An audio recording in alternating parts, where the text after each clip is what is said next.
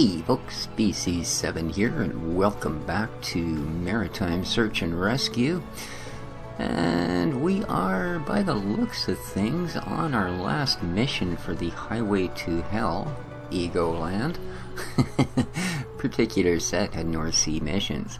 So far been pretty good. This one looks like it's pretty basic, as we're just going to go out and get the old buoy bumper cruiser there and see if she's ready to tow back to Ligoland. Of course, I thought the Fat Susie was going to be pretty basic, and had we tried to tow her at the current tide levels, we would have found ourselves failing the mission. So, not a big deal in a game, but you fail a real mission when you're in search and rescue, and, well, no need to explain. One thing I kind of would like to pop out there just before I hit the old start game button. This game is in no way at all connected to Ship Simulator Extreme. That company, V-Step, is not actually a gaming programming type company. They actually make high-end simulators for education and military use. Ship Simulator Extremes was sort of the exception to the rule, and after 3.5 years they have pretty much given it up. They fixed what they could. They had a ton of downloadable content. It is an excellent game, but yeah, and it's not likely we will see another one out of V-Step. So maybe this will be the next really amazing simulator. Anyway, I should do y'all a favor and just shut up and hit the button. Play the record. Yeah, you know the one. A lovely little view of the Verena. Well, and the Herman. Marweda as well. Really is no respite today. Okay, here we go. Looking like now, Jasper? Good, I think. Shall we take a look around the buoy bumper? Yeah, let's have a look. Alright. So, without further ado, we shall set off. We're gonna end up sitting out here in the dark pretty quick if we're not careful. And one thing that is not present, although it has been mentioned on the forums and the devs have taken note of the mentioning, there are absolutely no way to control any sort of running lights on these ships. So, if it does end up getting dark, it's gonna get dark. Yeah, and either the lights will come on their own, or they will not. But either way, I have a feeling we're going to find out here pretty quick, although they may just make it so this mission ends before we have to worry about that particular trait too much. Yeah, the devs are being fairly active, which is a nice thing. That's always a good sign when a developer comes out with especially a new IP on a big retailer like Steam, where it can end up getting to a whole lot of people really quick. It's nice when you see that they have a pretty much daily presence, besides just, posting things on the update page like, we're working really hard and we'll try and get an update someday. Yeah.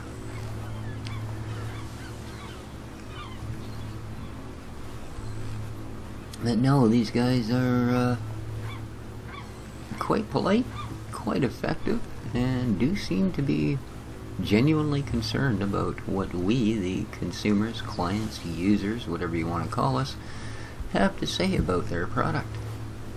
And I'm hoping we see expansions, DLC, whatever's required, because I can see this game going a long way.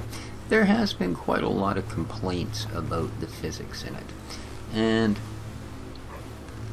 for what type of game it is, okay, albeit not perhaps as simulator as some might expect, although by the same token, considering it actually takes years of training to qualify to run a vessel of any size, leave alone something as complex as the Marweda would be,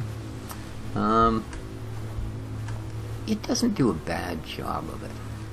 It is certainly considerably more maneuverable insofar as response time goes than a real ship would be, But, yeah. It's also not as arcadey as it could be. Like I said, you can feel things like being pushed towards shore on incoming tides and things like that. Some people may not notice it all that much, but I've certainly seen the consequence here. Same thing when you get up close to an object or a person that you're going to rescue. Where you position your ship as compared to which way the waves are going, etc., does make a difference. So in that regard, it's not bad. And a lot of the people that were talking about the physics and the handling of the ship, etc., were Ship Simulator Extreme players. And granted, the physics in that game is a lot different. We would probably be sitting at the dock for 4 or 5 times as long before the ship actually started moving if we were in extremes. Same thing, I would start probably adjusting course now to come around this buoy marker, you know, and then be adjusting like a madman so I didn't slam into that little boat over there, which I do believe is actually our target. So here we are. There she is, sitting in the setting sun. And a nice screenshot, I think, here. Oof. Yes, sir. Ooh, look at that, eh? For some reason, my screenshot controls want to kick all the throttles off for a brief second. Boy, it almost feels like I've got my bow thruster on. Must be just the tidal change or something.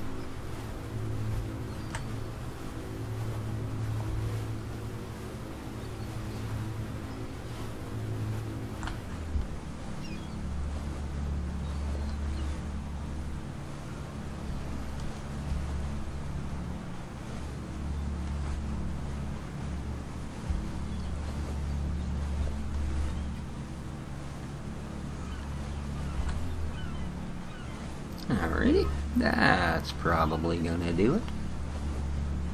So I'm pretty sure all they want us to do is tow this thing back in. Oh, well, it's beautiful out here, isn't it? Amazing.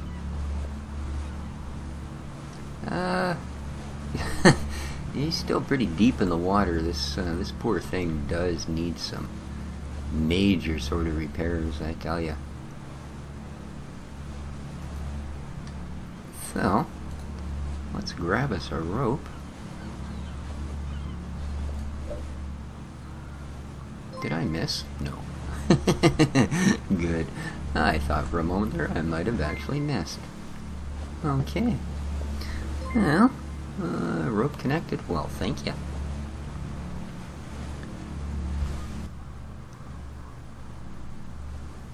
And our logbook tells us looking good. Now let's tow her back to Merwida. Okay. So that's all that's required. Doesn't look like anything too crazy on this one.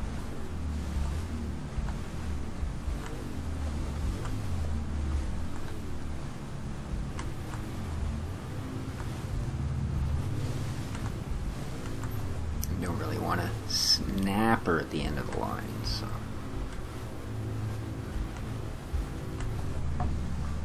How's that looking? Good. We're underway. Then let's do this.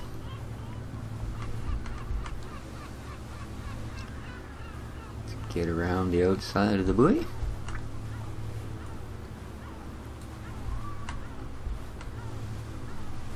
Oh yeah, no problem at all. It's behaving very well.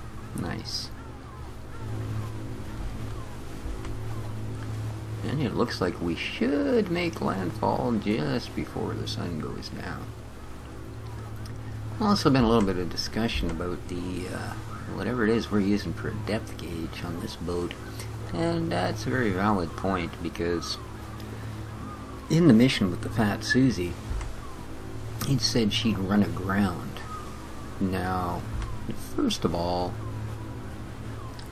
I can only No, I was going to say I can only surmise, but I can pretty much guarantee that the Marweta is going to draw more water than a fishing trawler a quarter her size, even fully loaded, you know. So the fact that we were everywhere it was without being grounded is one thing. The other thing that was a little odd was if you looked at the actual depths, both vessels should have cleared quite easily.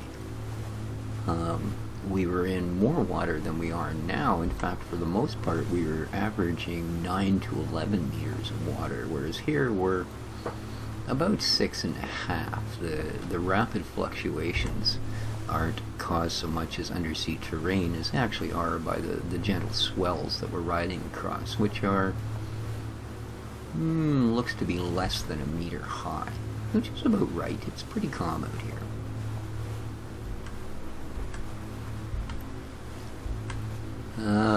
Not to mention it, and I kind of brought this up, it seems a little odd that they do bother to give our, well, ground speed, as they call it, in knots, as they should, and yet our depth is in meters. And of course it should actually be in fathoms. And a fathom is a lot more than a meter. In fact, it's a couple. So, yeah. Just odd little things like that. You know, it's sort of like professional farmer with an American DLC, and yet you're buying tractors with euros. You know? And it's one of those little immersion details that it really helps to straighten those things out. And in fact, to their credit, they did in fact convert $2 in that game for the American maps. So, kind of neat. They didn't listen to much else we had to say, but they certainly did do that. So, and again, maybe in fact they did meters, because although the speed of knots doesn't make that much of a difference here, depth is probably going to, and I don't know that a lot of people really understand fathoms, you know. Unless you are a seagoing individual, it's not a measurement you will deal with. You know. And I mean, at least with knots, aircraft are measured at that speed as well. So.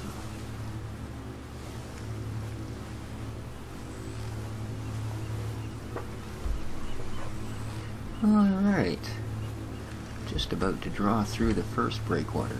Well, something else I never pointed out, and my apologies, guys. I mean, it is a part of the game. If you go to the menu, they have this section here. MRCC Bremen. The Marvita is now bumping the bumper into port. Well-planned operation. I'll let Heligoland know. Can you bring the shipwreck under the dockside crane? I think we can manage that. And Pete? Yes? Well done. You can buy me a tea next time I'm in Bremen. I will do. Alright, there we go. This menu here, it doesn't actually speed up time, but it does speed up the travel. I don't want to say travel speed, because you'll still only do 25 knots at a peak, but it does allow you to cover more water faster. I really can't do it here in the harbor. It wouldn't be a good idea. So where is the dockside crane anyway?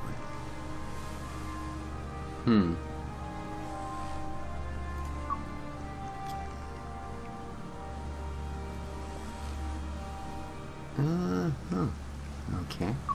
According to this, the conditions are all met. Yeah, here, I'll show you here. Okay, that's normal. If we go to faster, you'll see we are going across the water much faster. Oh, that's the dockside crane there. Alrighty.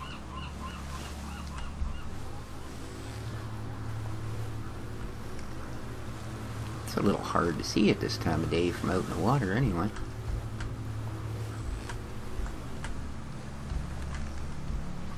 Alright, now here's a maneuver you'd never actually do. because if we looked really closely, oops, too closely, we'd see that at this point, there we are. Oh, I guess that's close enough. Or did we fail? Anyway, I was going to say you would... Oh, no, we did pass it. At this point, you would be able to see that the our tow rope is actually crossing the bridge of our ship, and would likely at that point just about be ready to sweep the davit right off the right off the deck. Sea, my son. Uh-oh. At sea, there's no life. At sea, there's toil and strife. At sea, you'll earn not a thing. At sea, the devil's king. That's how old Yana warned me about working at sea. Yet it still called to me. On standby for days, dazed by the sea air, the office rocking, the cabin cramped and stuffy. That's how I wanted it. For the sea rescuing. Our operations don't make the headlines. We rescuers don't do it for the fame. We do it for the lives of our fellow human beings. Such is life for us. And still, no two operations are ever the same. No two castaways are the same. And no 2 days are ever the same. MRCC Bremen, Herman Marvita. Pete Sonkin here. We're going to explore the area a bit. Okay, guys, have fun. Art, Jasper, we're casting off. Alright, guys. So, I take it we are going to have to move on to the next set of missions now. And we will do that, of course. New destination available. We seem to already be there. We will do that on our next playthrough. So, hope you enjoyed the mission. If you liked the video, please leave a like, leave a comment if you did or didn't like the video as far as that goes. Let's take one more happy screenshot. It's starting to rain. Perfect. And, hey, a subscription wouldn't hurt either. I really love to grow my channel. But till next time, guys, this has been Maritime Search and Rescue with Species 7. Take care of each other, folks, and ciao for now. Yoo-hoo! Hello? Not today, pal.